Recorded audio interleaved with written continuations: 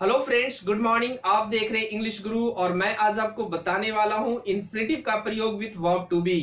And video शुरू करने से पहले मैं बता दूं कि sorry for not uploading the videos for many days. Clear. तो अब आते हैं हम कि आज देखेंगे कि वर्ब टू बी के साथ इन्फिनेटिव का यूज करके कि क्या उसका मीनिंग होता है और कहां इसकी हमें जरूरत होती है। डियर, एक क्वेश्चन आपसे कि क्या आपके पास फ्यूचर टाइम को डिनोट करने के लिए, माफ कीजिएगा, फ्यूचर टाइम को डिनोट करने के लिए do you have any other tenses और एनी अदर स्ट्रक्चर? क्या आपके पास कोई स्ट्रक्चर है, कोई टेंस है that can express future time, जो आपको फ्यूचर टाइम बता सकता है? तो इस वीडियो में मैं सारी चीजें आपको बताने वाला हूं। तो चलिए शुरू करते हैं। देखिए, सबसे पहले हमने लिखा है कि इन्फिनेटिव क्या होता है। What do you mean by infinitive? तो इन्फिनेटिव हम उसे बोलते हैं जो हमारा वर्ब वन होता है, जिसे हम base form of the verb बोलते हैं। ऐसे वर्ब वन हम नहीं बोले तो ज्यादा अच्छा हो। Base form of the verb के पहले जब हम बेस फॉर्म लिखते हैं किसी भी वर्ब का, बेस फॉर्म किसी भी वर्ब का, और उसके पहले हम टू पुट करते हैं। अगर हम बेस फॉर्म के पहले टू पुट करते हैं दैट इज कॉल्ड इन्फिनेटिव। और एक इन्फिनेटिव लाइक अ नॉन, एक इन्फिनेटिव एक नॉन के जैसा होता है। It means the function that a non does, same function हमारा इन्फिनेटिव करता है। तो डियर, आपको समझ में आया कि इन्फिनेटिव होता क्या? बेस फॉर्म के पहले टू लगाना ही हमारा इन्फिनेटिव कहलाता है।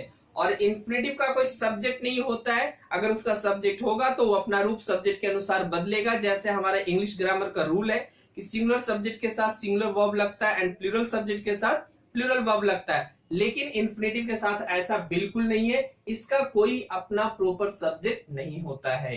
क्लियर? तो देखिए, यहाँ पे सबसे पहला हमने लिखा है कि हम देखेंगे वर्ब टू बी के साथ दे। तो हमें सबसे पहले जानना यह भी बात जरूरी है कि वर्ब टू बी कहते किसे। तो डियर, आपके एम, इज, आर और वाज, वर और शैल बी, विल बी भी हम कंसीडर करते हैं। लेकिन इस स्ट्रक्चर के साथ हमें शैल बी, विल बी का यूज नहीं करना है। तो हम यहाँ पे जैसे बुक में आपको मिल जाएगा, शायद अगर आप बुक खोलेंगे तो I will be to go मिलेगा, बट ज्यादा यूजफुल वो नहीं होता, इसलिए मैं वीडियो में आपको बताने वाला नहीं हूं।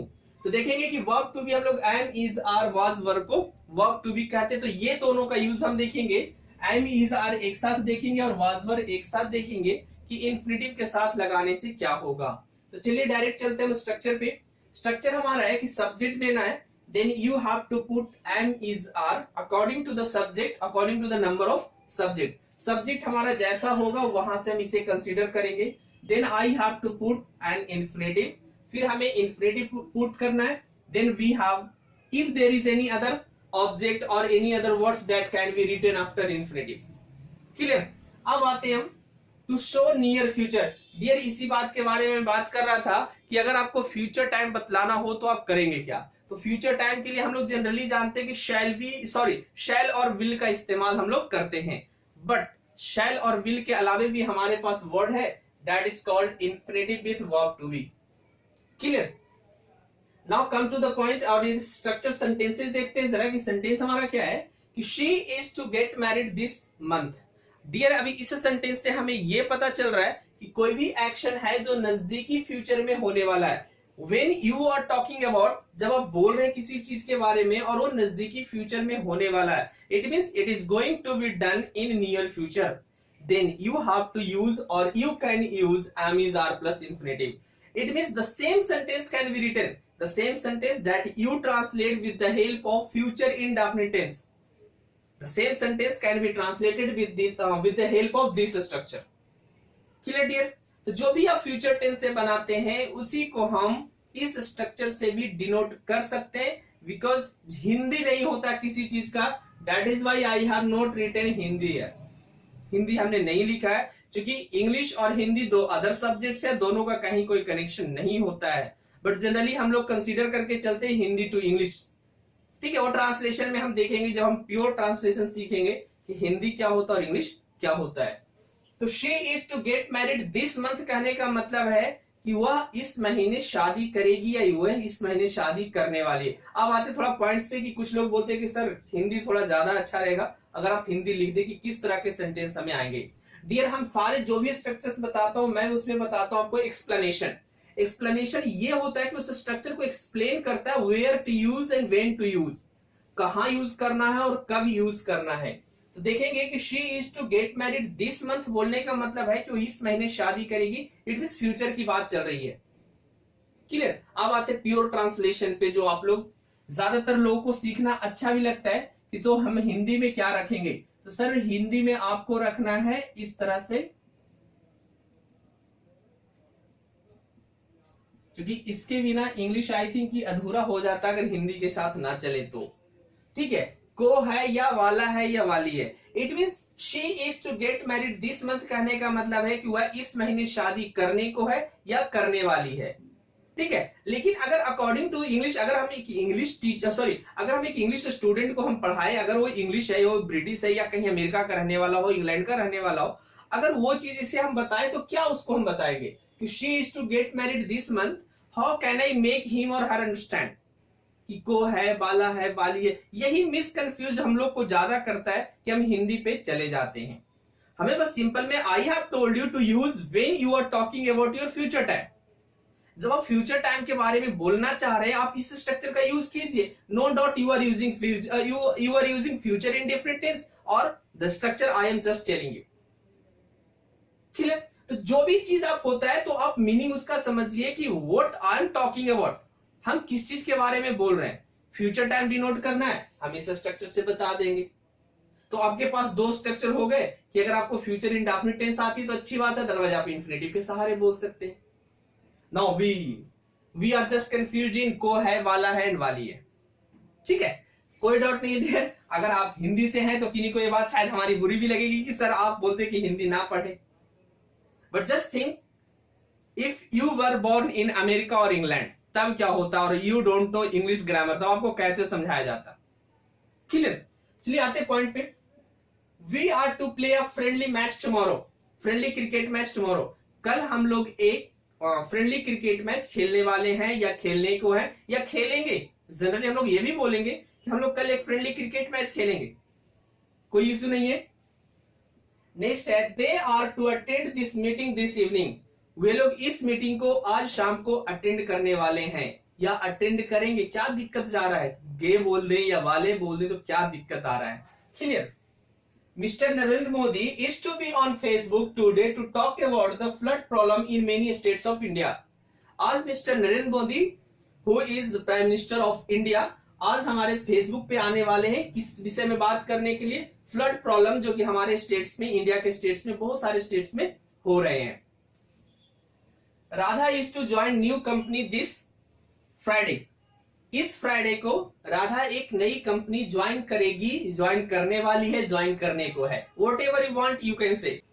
Mister Sinha is to come here to join us on this auspicious day, mister Sinha इस ऑस्पिशियस डे पे हम लोगों को ज्वाइन करने वाले हैं। Nothing is to be done. अब देखेंगे डियर कि यहाँ पे हमने दो सेंटेंस को पैसिव वॉइस में लिखा है कि अगर आपको पैसिव वॉइस करने की जरूरत आ जाए, द सेम सेंटेंस अगर आपको पैसिव वॉइस में लिखना हो तो आप हमारे पैसिव वॉइस की वीडियोस भी देख सकते हैं। Otherwise just I am telling you कि कुछ नहीं करना है आपको कि 2 + वर्ब दैट इज इंफिनिटिव, अगर इसे हमें पैसिव वॉइस में लिखना होगा तो बस कुछ नहीं करना है, इसे 2b + v3 करना है। And general rules you I think you must know और यू शुड नो कि जनरल रूल क्या कहता है कि हम सब्जेक्ट को बाई प्लस एजेंट के रूप में लिख देते हैं और जो ऑब्जेक्ट होता है उसे उठा करके हम सब्जेक्ट के स्थान पे रख देते हैं। तो like nothing is to be done, कुछ नहीं होने वाला है या कुछ नहीं होने को है या कुछ नहीं होगा। Whatever you want you can tell, you can say. She is to be awarded, उसे अवॉर्डेड किया जाना है, उसको मतलब देने वाले का पता नहीं, इसलिए इसे हम पैसिव वॉइस में बोलते हैं। Clear sentence. Sentence I think clear होगा डियर कि किसी तरह का सेंटेंस जो कि आपको लग रहा है कि that is going to be happened in the future time, you can use this structure as well as your future indefinite tense. इस स्ट्रक्चर के साथ साथ आप फ्यूचर इंडेफिनिट टेंस का यूज कर सकते हैं, कोई दिक्कत आई थिंक कि नहीं होना चाहिए समझने में, मीनिंग को समझने में। I am not talking about Hindi sentences, आप मीनिंग देखेंगे कि मीनिंग हमारा फ्यूचर अगर शो करना है तो now we have two structures. First one is future indefinite tense and second one is am is are plus infinitive. Now see what are the uses of was were and what is the meaning of the sentence. Now dear coming to next, देखिए जरा हम कि अगर was were के साथ infinitive का use कर दिया जाए तो उसका क्या मीनिंग होगा। Still I am not talking about Hindi sentences कि उसका मीनिंग क्या होगा अगर हम वाज वेयर के साथ इन्फिनेटिव का यूज कर दें। Like to show an action that was to be done but could not, कोई एक्शन होने वाला था लेकिन वो कंप्लीट नहीं हुआ।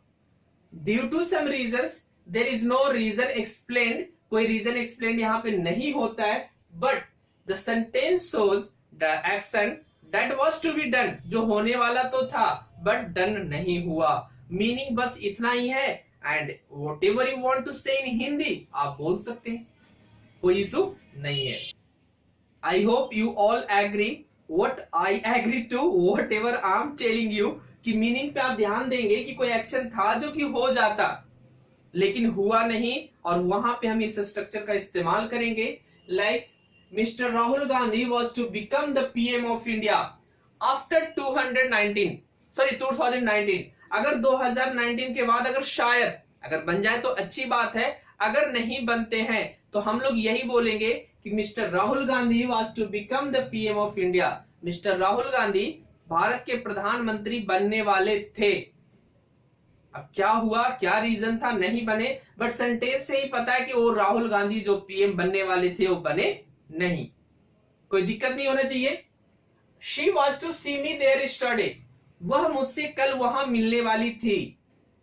बट सेंटेंस सुनने से अगर ऐसा हम बोलते हैं, जैसे हम लोग पहला हिंदी लिखा तो यहां पे हम लोग सिर्फ कुछ नहीं करते, अगर हिंदी की बात रही तो ये लगाएंगे और लास्ट में था थे थी जो भी आप लगाना चाहे। Actually this is showing past time, तो आप था थे थी ही लगाएंगे हिंदी बोलने में, चूंकि हम लोग जब हिंदी बोलते तो यही चीज लगाते। We were to play a friendly match last night, गत रात को हम लोग एक फ्रेंडली मैच खेलने वाले थे। सेंटेंस पता चल गया कि हम खेले नहीं, तभी ये सेंटेंस हम इस तरह से बोलते हैं। Mister Mohan was to join us this evening, mister Mohan आज शाम को हम लोग से मिलने वाले थे, हम लोग को ज्वाइन करने वाले थे, नहीं आए, कहानी खत्म हो गई। Something was to be done this evening, ये हमारे पैसिव वॉइस के सेंटेंस हो गए। Something was to be done this evening, इस शाम को कुछ होने वाला था, बट कुछ नहीं हुआ तो बोला जाता है कि यार कुछ तो होने वाला था। Clear dear?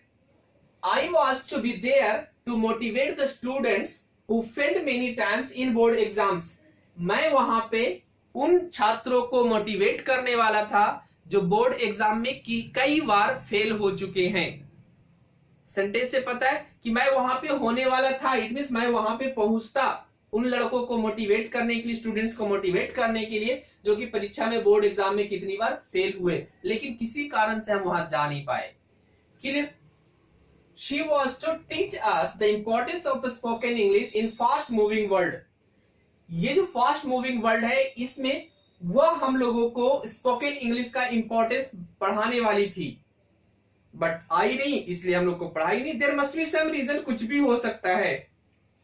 तो दो स्ट्रक्चर हमने देखा, वाज वर और एमिजार। एमिजार बोला कि नजदीक फ्यूचर अगर आपको बताना है तब हम एमिजार प्लस इंफिनिटिव यूज करेंगे। And whenever you want to show an action that was to be done in the past but could not be done, and where I have to use was were plus infinitive. I hope ये video आपको समझ में आया होगा। And if you have any doubts, कुछ भी doubt हो comment करके जरूर बताएं, और ये भी बताएं कि ये वीडियो आपको कैसा लगा। After a long time I am uploading the videos, तो ये ध्यान जरूर रखेंगे कि कमेंट करना बिल्कुल मत भूलिए। और वीडियो अगर पसंद आए डियर तो लाइक कीजिएगा और शेयर कीजिए अगर आपको लगता है कि इंपॉर्टेंस है, दूसरे को भी ये चीजें जाननी चाहिए कि जिस तरह से एक्सप्लेन करके मैं आपको बता रहा हूं। आई होप बहुत दिन के बाद ये वीडियो आपको पसंद आया होगा। तो थैंक यू फॉर वॉचिंग और मिलते हैं लोग अगले वीडियो में, तब तक के लिए जय हिंद जय भारत।